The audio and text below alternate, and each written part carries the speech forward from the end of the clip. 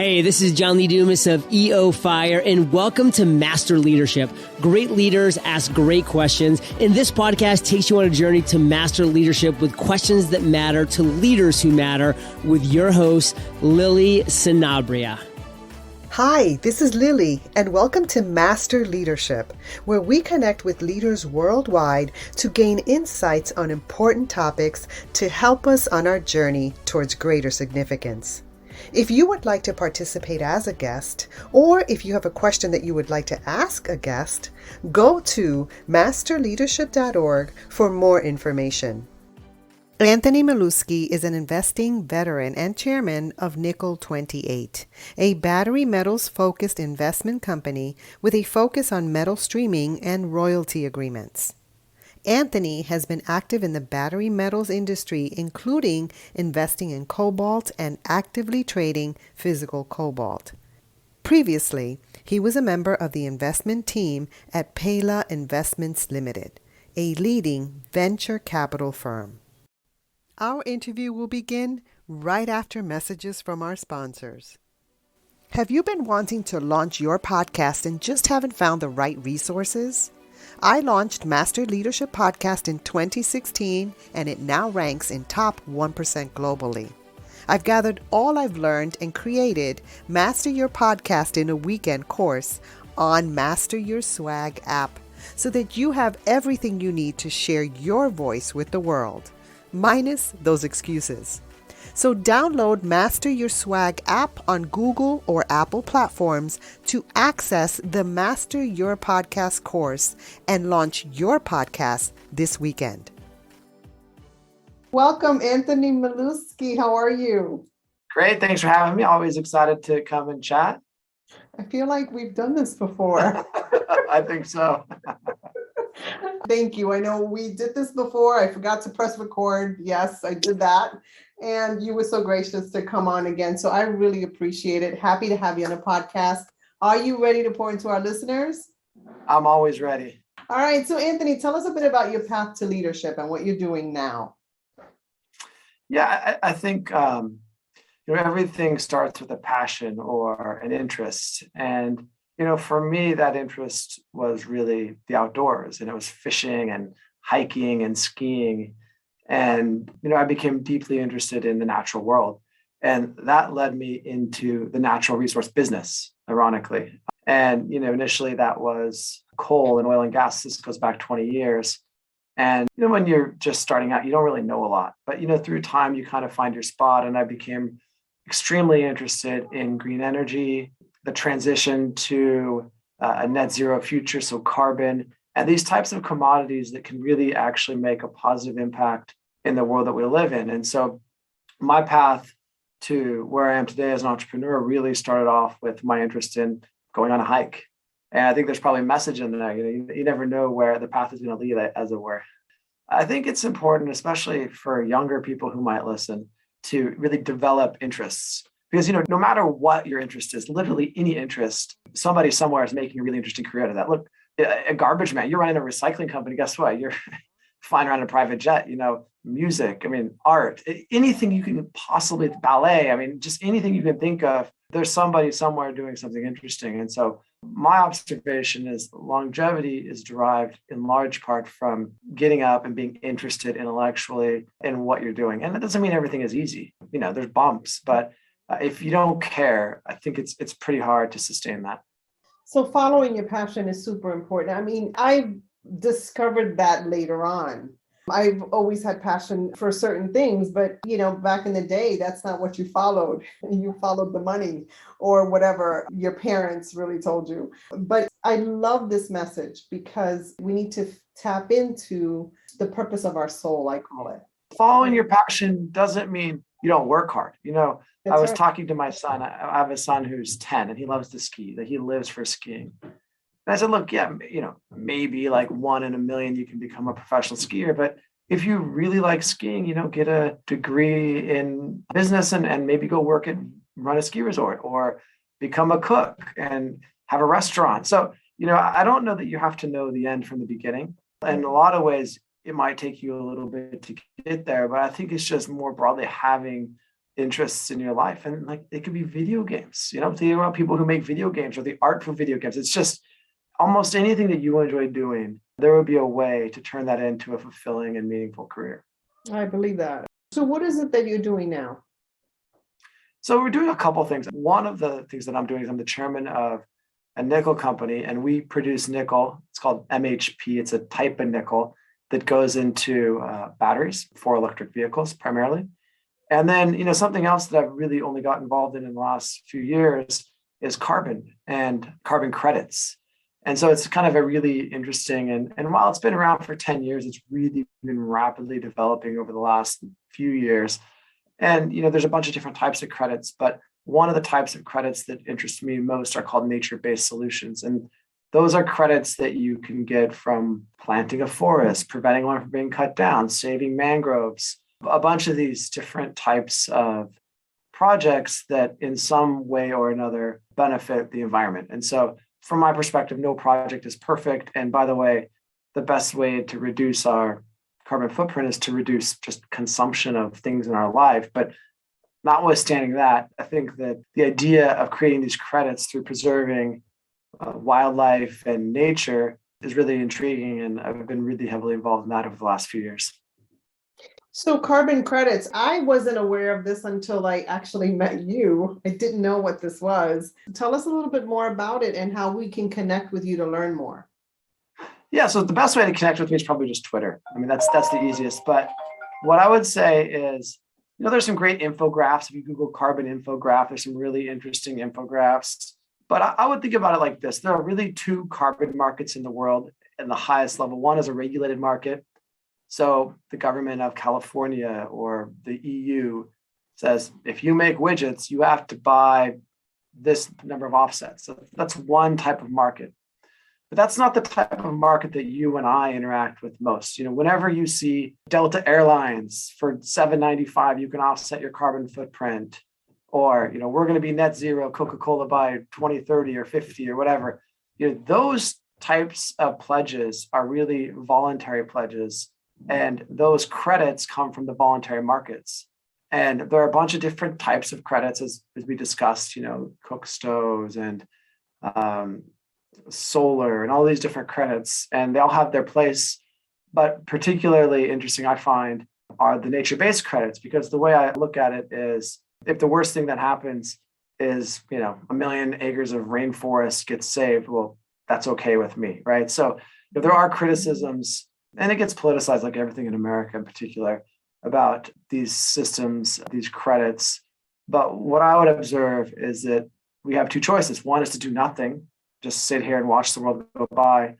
And the other choice is to do something. And I think that the carbon credit system is a great transition to a future where hopefully people are consuming less goods, and the consumption of the goods that we do consume is less carbon intensive. And so ultimately the fix here is not carbon credits. The fix is just consume less stuff. When you're making widgets, have that be a less impactful process. But between now and then it's, at least 30 or 40 years away, we should try. I think one of the things about the world we live in is there's so much negativity in general. Like you go turn on CNN, Fox News, CBS, pick your channel, and I promise you there's some negative story. And I would just say that that's overwhelming for a lot of people. Right. And, carbon credits is a little bit about the nature-based credits, a little bit about hope, a little bit about trying, and it's about doing something instead of nothing. That's right. And now, as leaders, we are lifelong learners. And so what is it that you're learning right now? There's sort of all these things that come along with this that you start to learn, in particular about how ecosystems work. And one of the things which I've kind of been reading quite a bit about are the salmon in the Pacific Northwest. Mm-hmm. And, it's kind of interesting because in a way they're a canary in the coal mine, because these salmon, they go up and they spawn in these really cold water creeks that for millennia had forests coming down into them and the water was cool. And what you've seen in, really since they put the hydroelectric dams on the Columbia River is a precipitous fall in the number of salmon. And it's kind of just been interesting to learn about how that species of fish really is a great indicator of health for watersheds and ecosystems. And, we don't always think about that, but I think it's true probably for a lot of different animals. When you go somewhere and you don't see any wildlife or birds or deer, whatever should be there, you have to ask yourself, what is going on in this ecosystem? It's not allowing it to function properly and to have the type of wildlife and biomass that you would anticipate should be there. Anthony, were you always this conscious about the ecosystem? No, I would say no. As a kid, no, I don't think you're aware of it. But I find the debate inside of America so strange. And I'll give you the example. People talk about global warming. Is it real? Is it fake? And let's not talk about that. Let's just make the example more simple. If I said to you that every morning I was going to get up and dump a bunch of trash into your bedroom, just whatever came in and dump it in there, do you want to sleep in that bedroom? No. In fact, no one who's being honest is going to say yes. Right. And I mean, that's what we're doing to the ocean every day. Ships go out and they just dump, whatever they've got in it straight into the ocean. We go out and fine, the laws have changed and the rules have changed, but historically we've logged straight up to the streams. And so I think this idea in American history, a manifest destiny, right? This idea of going and taking from the land, and it's probably impacted the way that we think about our environment. And, it's time to rethink that and realize that even if you don't believe in global warming at all, you don't believe in carbon. And, I meet these people, find, the one thing that every human being that's ever lived has in common is that they were all born and died on Earth. So if we don't do something, anything is better than nothing. And, it feels overwhelming. Don't buy a plastic bag at the grocery store, bring a cloth one. It doesn't have to be some revolutionary thing that you're doing. I mean, you can take a baby step and it can be anything and it's better than nothing. Mm-hmm. I think that kind of back to my point earlier, I think we're kind of made to feel like we're so overwhelmed and it's so bad. And yeah, maybe it's not great, but at the same time, that shouldn't prevent anyone from doing anything that you can. And that can be just the smallest thing, because that's better than doing nothing, in my opinion. As leaders, taking responsibility for how we take care of our home, our surrounding, our environment. Well, I mean, look at what's going on right now at Davos. I don't know if you've seen the pictures, but, the annual conference in Switzerland, everyone's flying in on a private jet. And, fine, I get the rationale. Oh, I'm so important, I've got to fly on a private jet. But do you really? I mean, you couldn't hop on Delta's flight to Geneva or whatever is the airport, And so I think unintentionally, and I think that these people who attend are not intentionally sort of have ill will or bad will, but the reality is if you are the person setting the message for a country or a company, I think you have to think about it. And this notion that all these global leaders are sitting in Davos off of private jets, that's not a great example when you're going to talk about the environment and amongst other things. And who advises these people? It's come on. Yeah. It doesn't make sense. You're right. And so, I want to continue to dive into leadership. So Anthony, share with us a challenge or struggle that you learned from as a leader. I'll tell you, this is a bit of a different pace than we've been talking about, but Mm-hmm. I think it's the need to really delegate and have confidence in the people you're delegating to. And I think that's really hard the more senior you grow in an organization to do, because especially if you're in a larger organization, you're trying to move up, whatever happens is ultimately a reflection of you, if you're the one who's answering for that thing. And so I think there's a tendency not to delegate. And I would suggest that not delegating in part is the leader's fault, because they haven't helped develop their team to a level that gives them confidence that they're actually going to deliver the thing that they're going to delegate to that person. Mm-hmm. And I can tell you through time, I've had to learn that because I've often not delegated as much as I should have. And I think just in general for leaders and people who are kind of coming up through, you got to think about that. If you're responsible for this team and you're not prepared to delegate whatever this thing is to them, then you probably need to think about, have you built the right team? Are you taking the right amount of time to develop whatever the skill set is? I think that's a pretty important skill set. Delegating is something that is hard for a lot of people, especially as entrepreneurs, because we start off as solopreneurs and then we have to learn that skill set, right? Totally. That's exactly it. It's the nature of it is to everything. But, I think it's going to get harder and it's going to be more important, because this idea that everyone's working from home between 2 and at some places 5 days a week, I think it's harder because there just is an element of knowing that person, having a lunch, a coffee, going for a run. There's just this social element. We are social creatures at the end of the day. Right. And I wonder through time, how this will evolve and how people will kind of meet on that level, because I really think that it's important to still continue to have in-person meetings when it makes sense for your particular business. No, absolutely. That connection is important. Valuing other people is important. And this delegation is important too, because you learn a couple of things. You learn that you don't have to be in control of everything. You don't have to micromanage. You also give space for other people to grow, a really important aspect of leadership. So, Anthony, we have a question here from a former guest. Are you ready? I'm ready. So, Anthony Hughes wants to know, how do you elevate others around you in your quest to fulfill your mission or your vision? So everyone is different. I find that team building activities are really critical, especially now more than ever. Whether that's a picnic, whether that's a softball game, a concert, it can be anything, but I really think that part of elevating you is really also knowing and having that person feel like you're interested in their success. And I kind of would liken this under the military. The military's done a lot of research on this. And one of the things that they've determined is that soldiers are actually ultimately fighting for their brothers, like the other soldiers that are in their immediate group. And I don't think that's so dissimilar to work. If people are friendly, doesn't mean you have to be best friends, but if they're polite, and, it's cordial and there's a certain level of camaraderie, I think that really enables everyone to kind of feel more safe and potentially help others come up.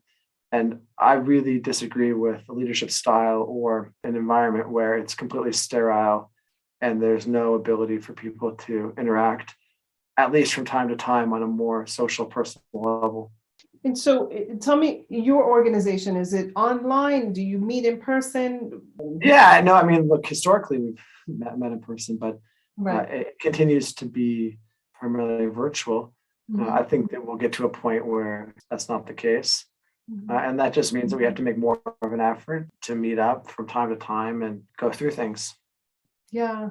And so what are some tips that you can give us on how to connect with people, even though it's virtual?